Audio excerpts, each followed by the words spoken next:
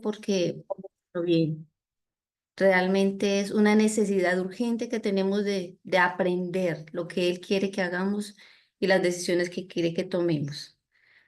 Vamos a irnos a la Biblia, vamos a empezar con la Biblia, vamos a irnos al texto de Efesios 4, capítulo 4, versículo 12 al 13. Dice la palabra de Dios. Para el recto ordenamiento de los santos, en orden de las funciones del ministerio, para edificación del cuerpo de Cristo, hasta que lleguemos todos a la unidad de fe y el conocimiento pleno del Hijo de Dios, al estado del hombre perfecto y a la madurez de la plenitud de Cristo. Ayer el hermanito yo nos hablaba de la organización, o sea, cómo Dios es tan perfecto y tan pleno en su conocimiento que nos ha dado un plan de orden, cómo es tan importante entender que ese orden tenemos que llevarlo a la iglesia, a nuestros hogares, en nuestro entorno. Hoy vamos a tener el tema del sostén ministerial. Nos da la fecha de 1858, 1859, cuando se empezó a llevar ese orden, no solamente en cómo deberíamos de llegar a la iglesia, cómo debemos comportarnos, sino el orden y la organización de los diezmos y ofrendas. En el invierno de 1858 y 1859 se dio instrucción de que la Biblia contenía el sistema completo de sostén del ministerio. ¿Cómo se deben sostener los ministros? Encontré varios textos, no solo en lo que es el movimiento adventista, sino encontré un texto muy interesante de cómo se debe de aplicar el diezmo. Muchos llegamos a escuchar ideas erróneas de que el diezmo era para llenarle, bueno, así lo decían literal, el estómago a los pastores y que por qué se debía de llevar el diezmo. Yo sé que ha llegado a los oídos de muchos de nosotros, pero miremos lo que dice la sierva de Dios en sus libros. El diezmo es sagrado, reservado por Dios para sí. Ha de ser traído a su tesorería para ser empleado en el sostén de los obreros evangélicos. En su obra, durante mucho tiempo el Señor ha sido robado porque había quienes no se daban cuenta de que el diezmo es la porción reservada por Dios.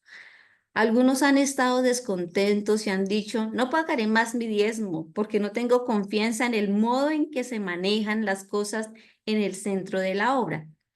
Pero, ¿robaréis a Dios porque os parezca que la dirección de la obra no es correcta? Presentad vuestras quejas clara y abiertamente con el debido espíritu a quienes incumba. Enviad vuestras peticiones para que se ajusten y pongan las cosas en orden, pero no os retiréis de la obra de Dios ni os demostréis infieles porque otros no estén haciendo lo recto. Leed con cuidado el tercer capítulo de Malaquías y ved lo que Dios dice acerca del diezmo. Si nuestras iglesias quieren basarse firmemente en la palabra del Señor y ser fieles en pagar su diezmo a su tesorería, más obreros serían animados a emprender la obra ministerial. Habría más hombres que se dedicarían al ministerio si no se les hablase de la tesorería exhausta. Debiera haber abundante provisión en la tesorería y la habría si corazones y manos egoístas no hubiesen retenido los diezmos ni los hubiesen empleado para sostener otros ramos de trabajo. Los recursos reservados por Dios no se han de emplear de tal modo azaroso. El diezmo pertenece al Señor y los que estorban sus planes serán castigados con la pérdida de su tesoro celestial. A menos que se arrepientan, no siga siendo impedida la obra de hacer sido distraído el diezmo en varios conductos, diferentes de aquel al cual el Señor dijo que debía ir. Ha de hacerse provisión para estos otros ramos de trabajo, los cuales han de ser sostenidos, pero no por el diezmo. Dios no ha cambiado el diezmo, ha de ser usado todavía en el sostén del ministerio. El abrir nuevos campos requiere más ministros eficaces de los que tenemos ahora y debe haber recursos en la tesorería. Qué importante es que cuando estamos en reuniones de junta y revisamos el balance de tesorería, nos demos cuenta de que hay realmente para pagarle a los ministros, porque a veces se ve escaso eso. Es como si hubiera un egoísmo personal. Hay para esto, hay para la ropa, hay para los alimentos, hay para una cosa y otra, pero lo que se le debe a Dios, lo que le corresponde directamente a Dios, no hay. No hemos aprendido a que de lo que recibimos tenemos que apartar inmediatamente lo que es del Señor. Al Señor se le da lo mejor. Y miremos que la sierva de Dios habla muchísimo de esos. Se ha llegado a nuestra mente la idea de que no se sabe cómo gasten ellos, entonces yo no les doy a ellos, quitémosla, porque mire lo que dice el deseado de toda la gente. Me parece importante ese texto para que nosotros lo apliquemos y nos demos cuenta. Hay un capítulo del deseado de todas las gentes que se llama Los ayes de los fariseos. Y no sea que entremos entre esos ayes de los fariseos. Ay de vosotros, escribas y fariseos hipócritas, porque coméis las casas de las viudas y por pretexto hacéis larga oración. Por esto llevaréis más grave juicio. Los fariseos ejercían gran influencia sobre la gente y la aprovechaban para servir sus propios intereses. Conquistaban la confianza de viudas piadosas y les indicaban que era su deber dedicar su propiedad a fines religiosos.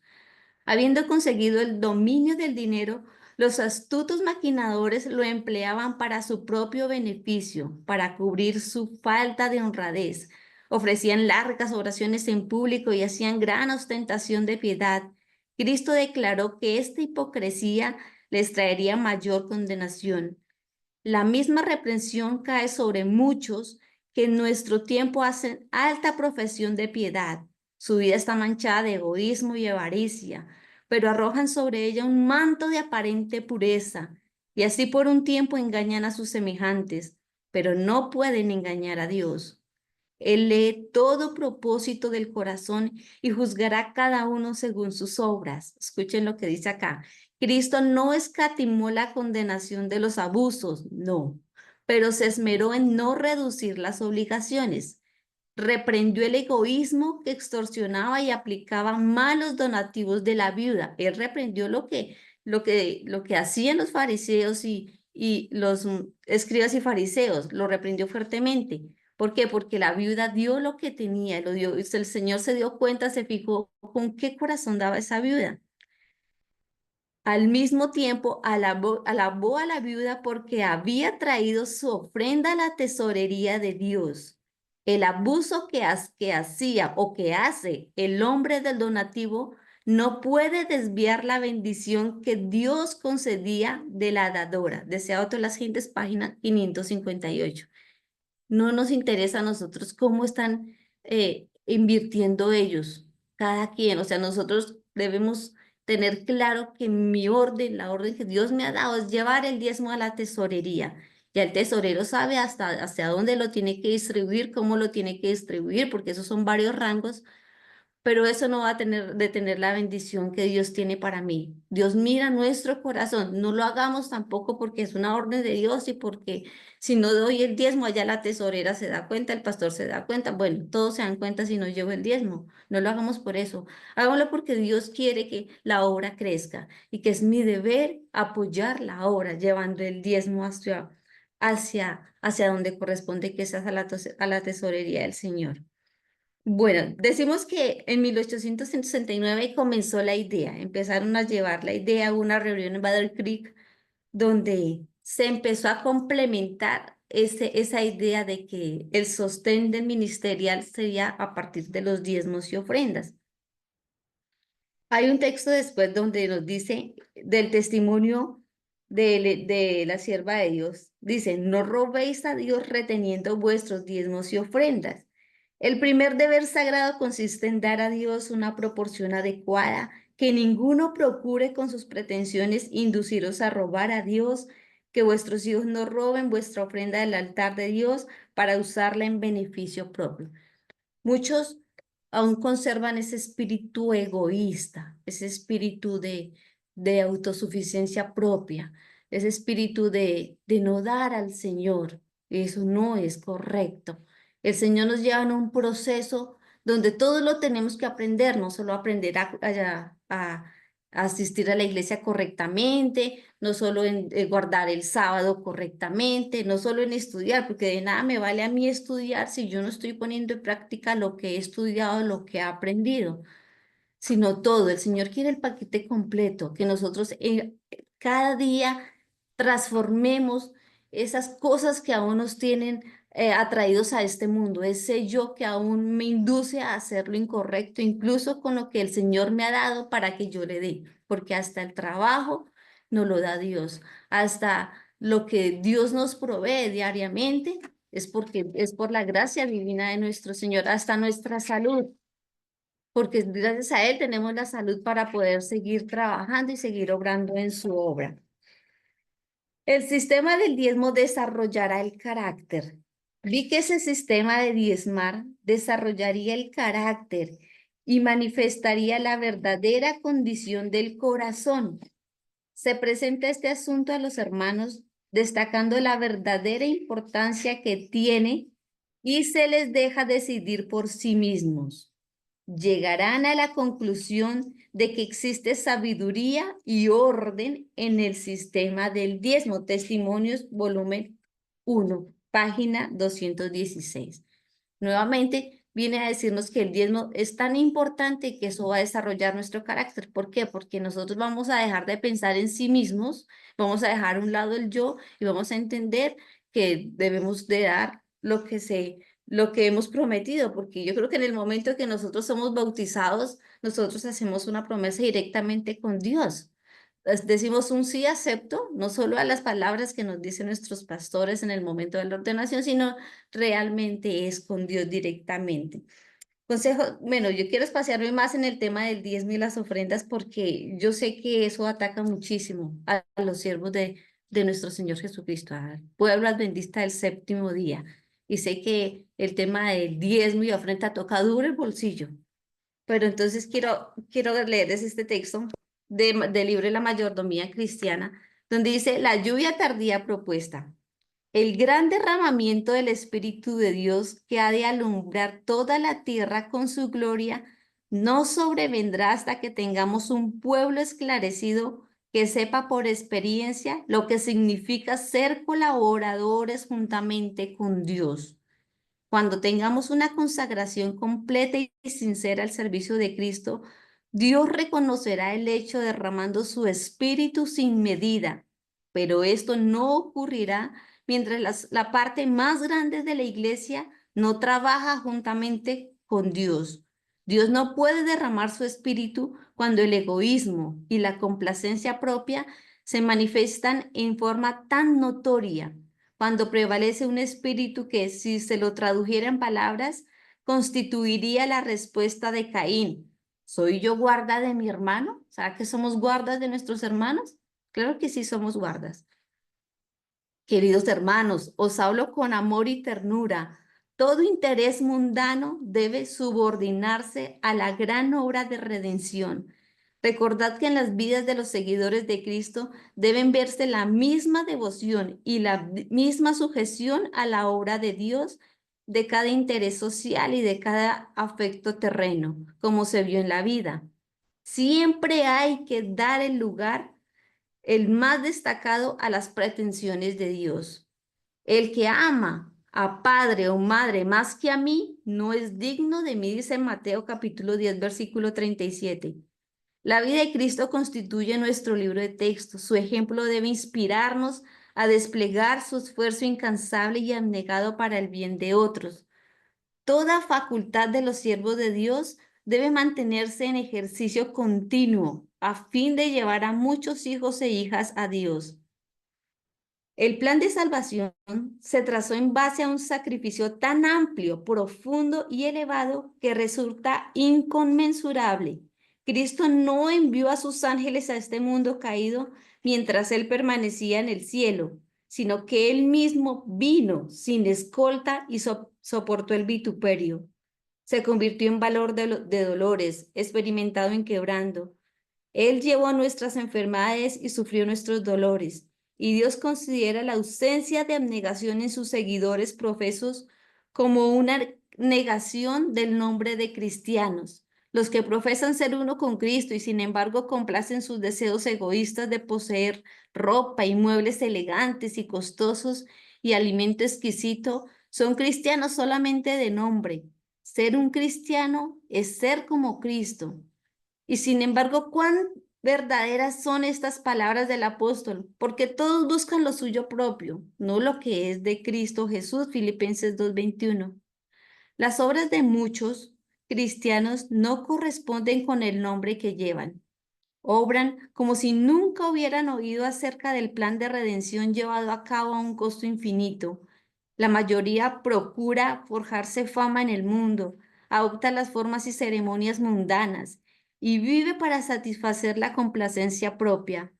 Esta gente sigue en pos de sus propios designios con tanta ansiedad como lo hace el mundo, y así suprime su poder para ayudar a establecer al reino de Dios. Mire lo que hizo Cristo. El Señor Jesucristo también dio, porque el Señor dijo muy claro, dad a César lo que es de César y a Dios lo que es de Dios. Es el más claro ejemplo que Dios nos da para entender que a Dios se le debe dar lo que le corresponde, el 10% de nuestro diezmo y la ofrenda correspondiente. Bueno, muchos hemos tocado el tema, incluso lo escuchaba acá, de que puede ser el 50% de lo que estemos recibiendo o también el 10%. Se le da igual, se da la igualdad entre diezmo y ofrenda.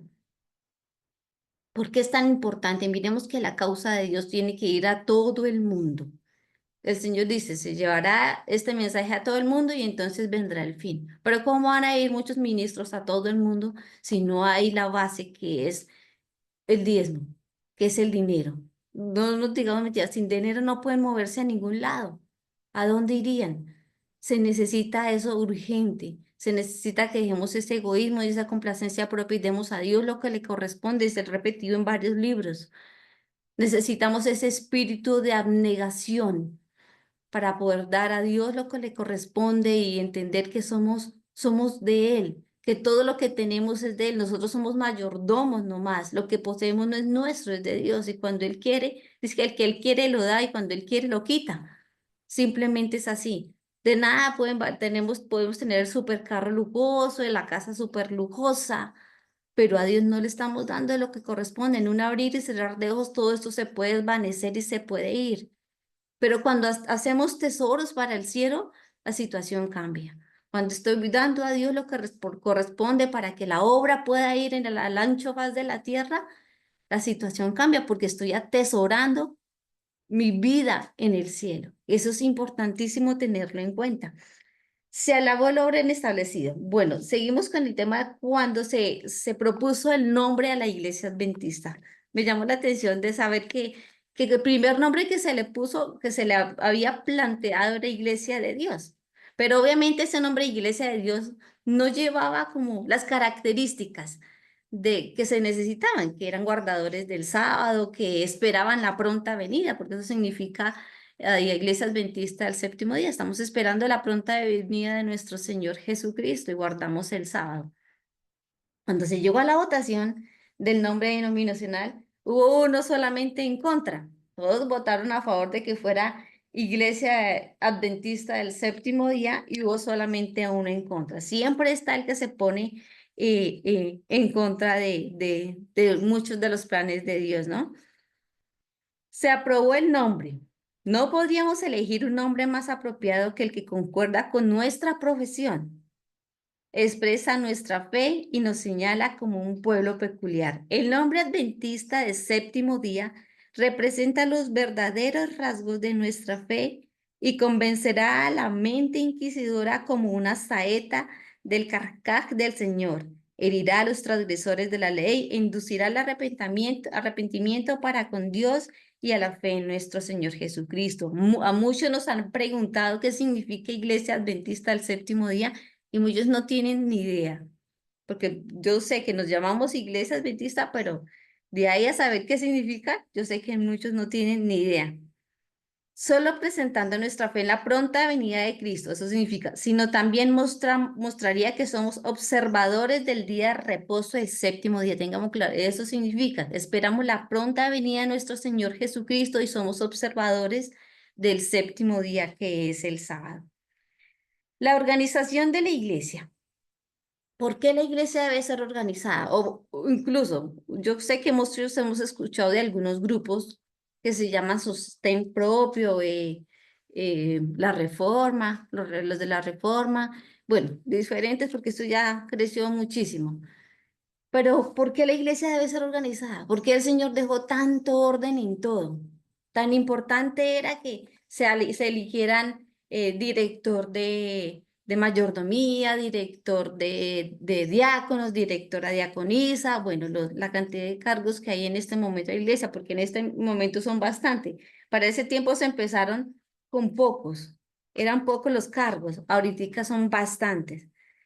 Pero ¿por qué tanta organización? Dice la libre del movimiento adventista, en un discurso pronunciado por el pastor White ante la sesión de la Asociación General de Battle Creek en abril de 1861 y publicado en la Review del 11 de junio de 1861, él introdujo la idea de una organización más completa para nuestras iglesias.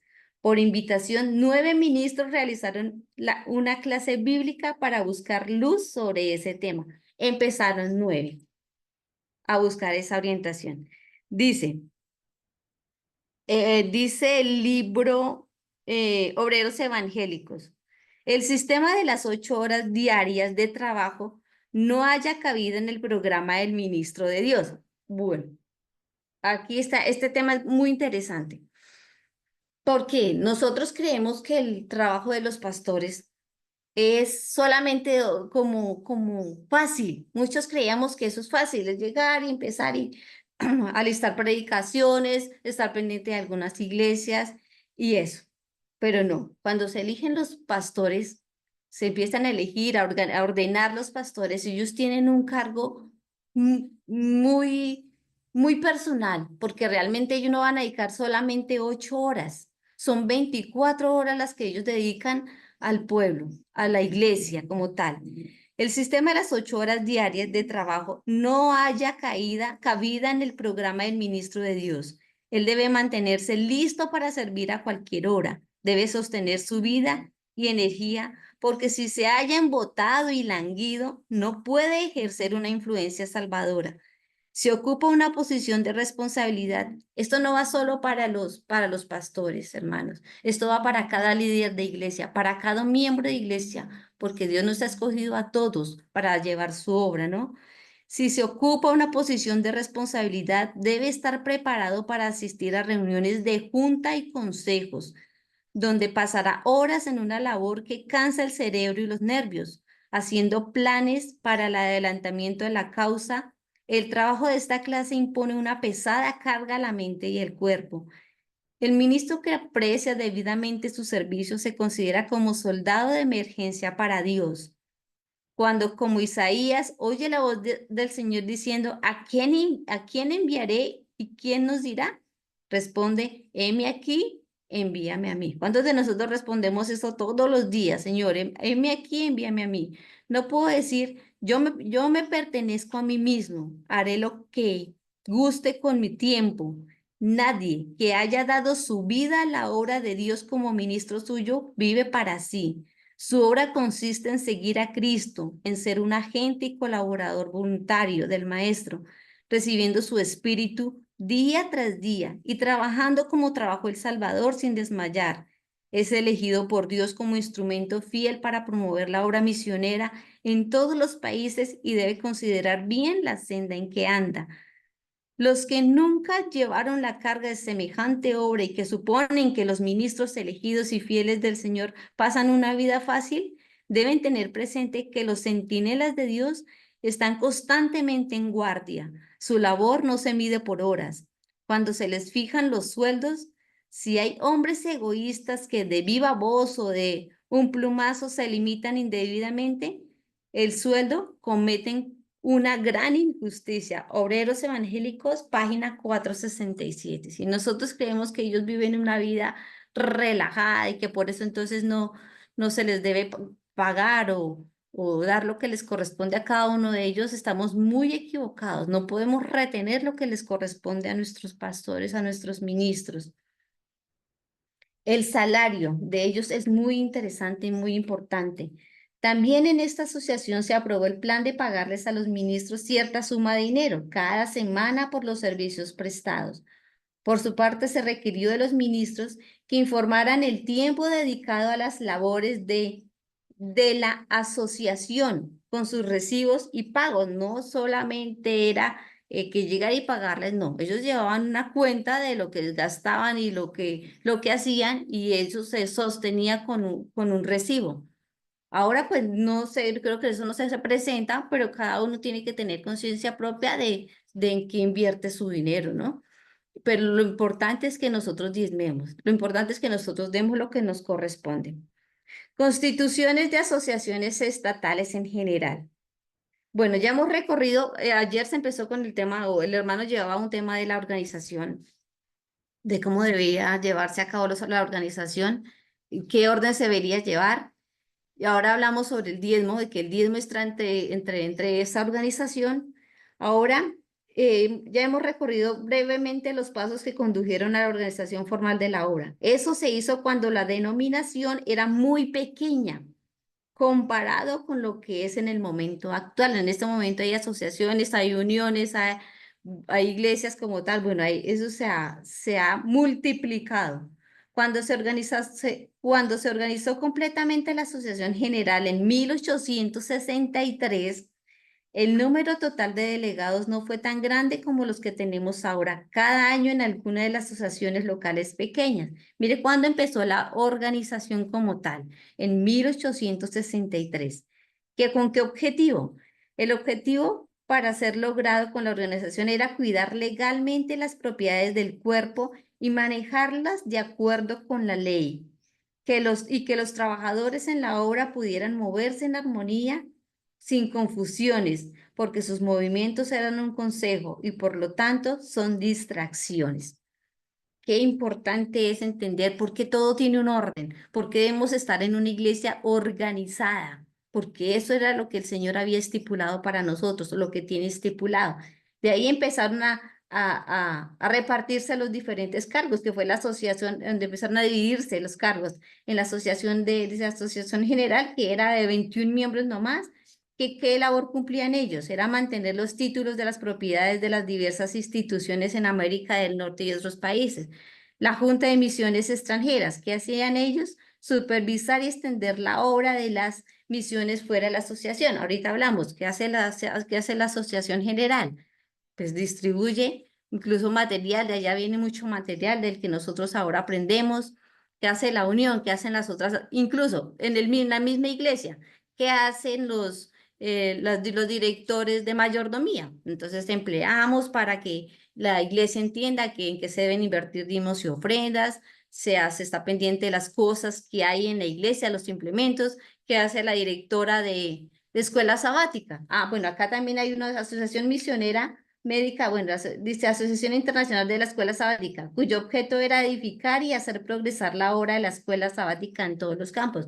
No nos olvidemos que cuán importante es llegar a la escuela sabática. Muchos en este momento, muchos de nuestros hermanos llegan ya cuando empieza el culto, pero no entendemos que este tema de la escuela sabática se ha dejado desde un principio para empezar para aprender. Es una escuela, ya llegamos a aprender ya y a disponer nuestro espíritu a lo que el Señor nos quiere revelar en este sábado, en ese día. Bueno, se definieron diferentes rangos desde ese momento. ¿Por qué fue necesaria una reorganización? Dice ahí, yo decía, ¿por qué una reorganización? Ya está organizada, pero hubo que hacer una reorganización porque cada vez se empezó a ampliar este sistema y cada vez se va ampliando más y más. Gracias a Dios se van abriendo nuevas iglesias, hay nuevos miembros, nuevos cargos y bueno, viene una distribución general cada vez es más y más amplia. El Señor dispone de que nuestra capacidad y nuestros dones sean empleados para el servicio de Cristo. Cada uno sabe, yo creo que en este momento sabe qué don le ha regalado Dios para que ejerza para su obra. Si es el don del canto, el don de la predicación, el don del canto y la predicación, porque a muchos podemos tener varios dones. ¿Y qué es lo que Dios dispone para nosotros? Es importante entender o pedirle al Espíritu de Dios de que nos muestre, Señor, ¿tú qué quieres que haya? Envíame aquí, envíame a mí. Para lo que Él quiere y desea, aquí estoy listo para obrar según la voluntad de nuestro Padre eterno.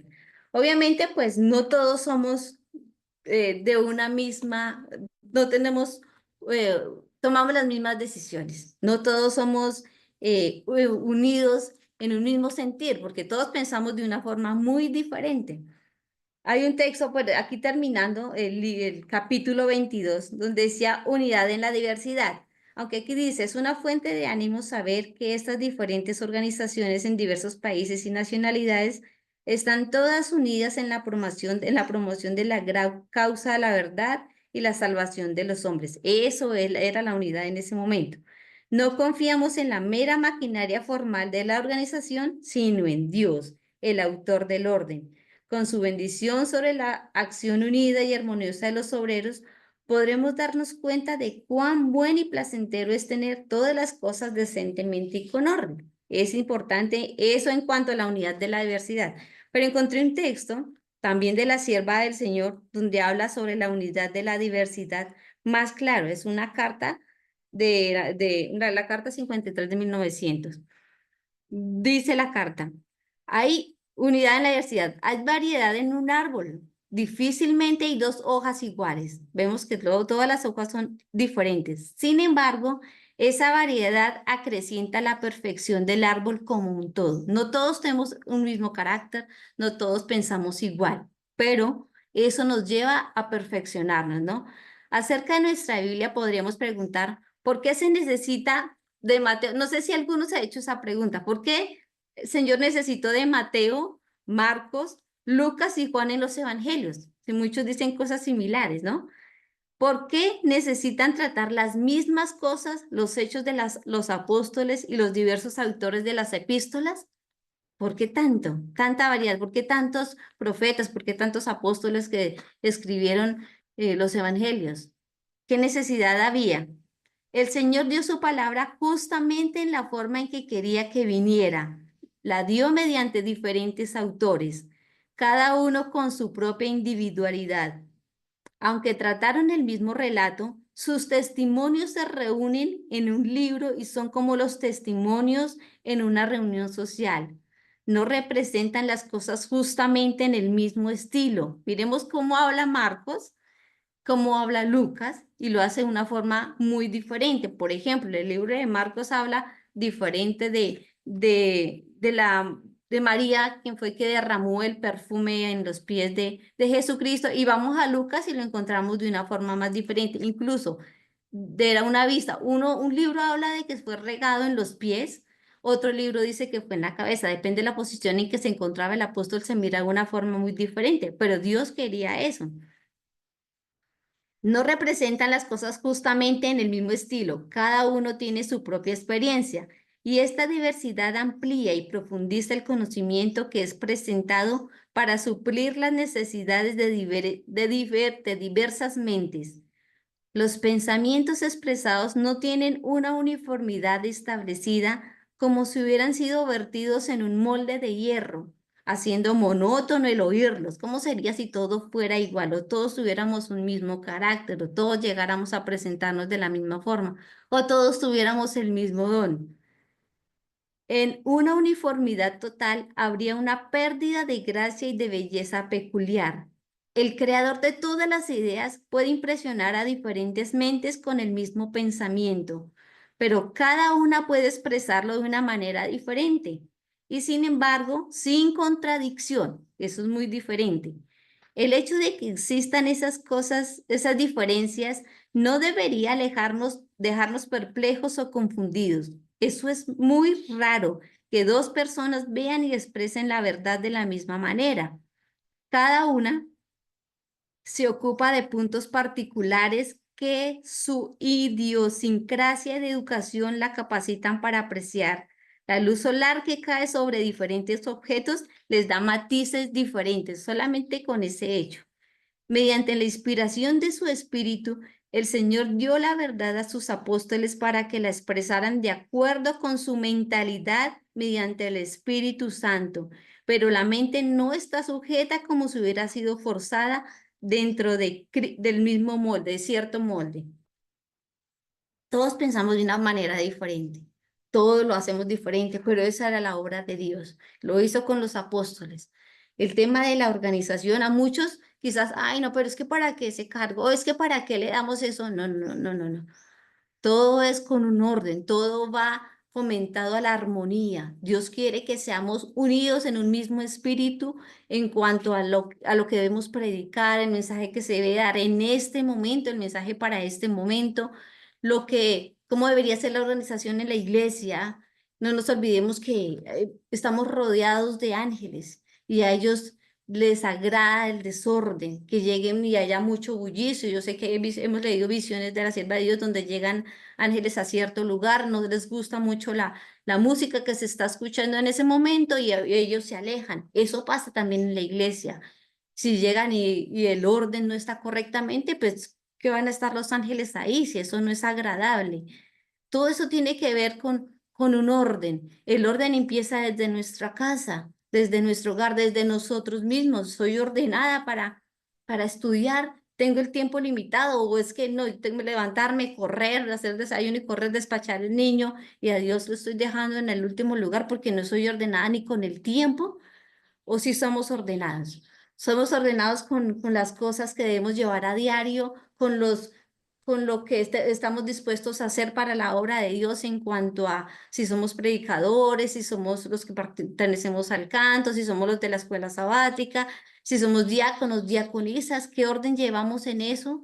Todo es orden. Dios es un Dios de orden y no le gusta que estemos como corriendo, porque hasta para eso hay un orden. Cuando estamos preparando un tema, a Dios le gusta que este tema esté perfectamente arreglado, ordenado. A Dios le gusta que nosotros dispongamos el tiempo necesario para estudiar y escudriñar la palabra. El tiempo es diezmado, hermanos.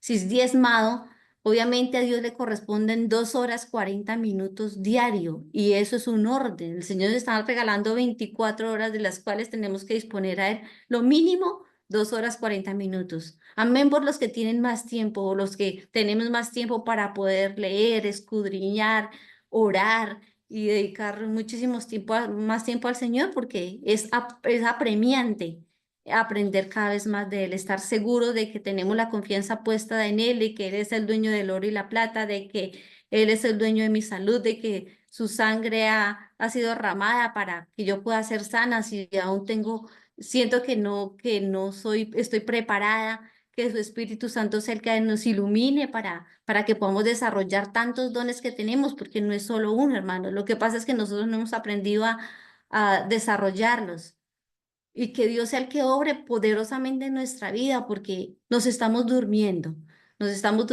por esto el tema de la iglesia de la Odisea, estamos ahí arrullándonos todo lo que nos digan, solamente amén, pero no estudiamos, no escudriñamos, no nos damos cuenta de qué es lo que el Señor quiere realmente. Todo eso es ser ordenado, todo eso tiene que ver con la organización.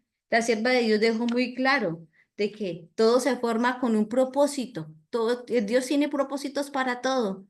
Esto también, el tema de que estemos es en la mañana conectándonos, aprendiendo constantemente, entonces no es que estemos conectados y muchos estamos lavando la loza, acabando de alistar todo, porque no vamos a poder concentrarnos en lo que se está diciendo. Eso es un orden. Levantarnos entonces más temprano, si yo tengo que despachar al niño, poderlo dejar listo, eso es lo que necesita el Señor, que realmente reflejemos su carácter. ¿En qué momento vimos a Señor Jesucristo o hemos leído que vivía de afanes aquí cuando vino a esta tierra? Él no vivía de afanes. Él sabía qué tenía que hacer y que todo era con un propósito y él quería realzar el nombre de su Padre. Pues que nosotros podamos y logremos ser unos cristianos conforme al modelo y el ejemplo de Cristo. El tema de diezmar forja más nuestro carácter. El tema de estar unidos en un mismo mensaje forma más nuestro carácter. El tema de obedecer a Dios, de escudriñar su palabra, transforma cada vez más nuestro carácter y aprendo a dejar el yo a un lado y a someterme a la voluntad de Dios porque esa es divina y perfecta. No nos olvidemos que nos esperan grandes cosas en la Canaán celestial, que Dios tiene una mansión preparada para cada uno de nosotros. Y eso es orden. Dios ha ido a dejar todo preparado para cuando nosotros podamos estar con Él. Entonces tengamos nuestro corazón dispuesto a obedecer el llamamiento de Dios. Ayudemos en el servicio de la iglesia, que podamos dar nuestros diezmos, nuestras ofrendas como el Señor realmente lo requiere, porque la obra debe llevarse en el ancho faz de la tierra. Que ocupemos nuestros puestos con responsabilidad. Obviamente, cada uno tenemos decisiones diferentes. Cuando estamos en una junta, todos podemos opinar de una manera diferente. Muchos estamos en contra de muchas cosas y eso no quiere decir que sea malo, que estemos en contra de muchas cosas que no aceptamos y tenemos todo el derecho de decir no estoy de acuerdo, ya el resto verá cómo las toman, pero sí debemos ser responsables y decir todo debemos basarlo bajo un escrito está. Si está ahí, amén, yo acepto. Si no está ahí, ampliado con el espíritu de profecía, lo siento mucho, yo no estoy de acuerdo, no entrando en controversia ni poniéndome bravo con el hermano, con la hermana, ni nada de eso, sino simplemente no estar de acuerdo con muchas cosas. Eso también es orden, porque no voy a ser cómplice de muchas cosas que muchos sabemos que están pasando. Bueno, hermanos, eh, es algo muy corto el tema de la organización. Ya si ustedes quieren ampliar más, mire, el libro Servicio de Mayordomía Cristiana nos habla muchísimo sobre el diezmo, bastante, la mayor parte sobre el diezmo, qué diezmo es aceptado, qué diezmo no es aceptado, de dónde venga. No, muchos sabemos que de dónde de dónde provenga el diezmo es aceptado y no es aceptado, cómo se debería ofrendar con un corazón sincero. Miremos cómo ofrendó la viuda, que dio lo que tenía, y fue el Señor no miró cuánto estaba dando la viuda, sino realmente se dio cuenta con qué corazón estaba dando la viuda. Entonces ella dio muchísimo más de todos aquellos que estaban dando en ese momento. Dios la bendijo, claro. Obtenemos la bendición, claro. Ya depende del resto cómo lo van a emplear. O sea, que quitémonos esa idea errónea de que los pastores se están llenando con nuestros diezmos y ofrendas, porque muchas veces ni siquiera los pastores se dan cuenta de cuánto llega a la tesorería. Eso es responsabilidad de la tesorera organizar eso y enviarlo a diferentes, a la asociación, a donde se tenga que enviar realmente ese dinero. A nosotros no nos incumbe. Lo que nos incumbe es seguir llevando el mensaje y hacer lo que nos corresponde a cada uno de nosotros. Bueno, hermanitos, los voy a invitar a que hagamos una corta oración y si alguno tiene preguntas, quejas, reclamos, por favor, oremos. Misericordioso Padre eterno, Señor, una vez más hemos aprendido de qué es lo que quieres que hagamos, digamos, hagamos, Señor. Por favor, te pido, te ruego que tú pongas en nuestro corazón el deseo de hacer tu voluntad, Señor. La obra tiene que llevarse en el ancho faz de la tierra, Señor, pero si nosotros no estamos dispuestos a dar lo que nos corresponde, esa obra será detenida. Ayúdanos, Señor, a dejar nuestro egoísmo, nuestra complacencia propia, a aferrarnos al yo, a Señora, a hacer lo que a nosotros nos complazca, Señor, y no lo que debemos hacer. Pone en nuestros corazones la disposición de dar el diezmo, la ofrenda, Señor, y todo lo que corresponde a ti, Señor, para agradar tu casa, Señor. Que entendamos que necesitamos ser ordenados en todo, Señor, en nuestro tiempo, en nuestro hogar, en nuestra iglesia, Señor, y mantener una reverencia completa a tu disposición. Señor, que tú nos tomes y nos utilices como instrumentos para enseñar a muchos el deseo de hacer tu voluntad, Padre. Guárdanos del ataque del enemigo que quiere confundir nuestras mentes, Señor, y hacernos caer en una somnolencia, querer arrullarnos, Señor, con tantas cosas erróneas, Señor. Y bendícenos en gran manera. Guarda a cada uno de los miembros, Señor, de este grupo de entendidos de los tiempos, Señor. Danos cada vez más sabiduría para aprender y entender y practicar lo que estudiemos. Te lo rogamos, Padre, no habiendo méritos en nosotros, Señor, porque somos pecadores, pero siendo de tu Hijo amado, Cristo Jesús. Amén.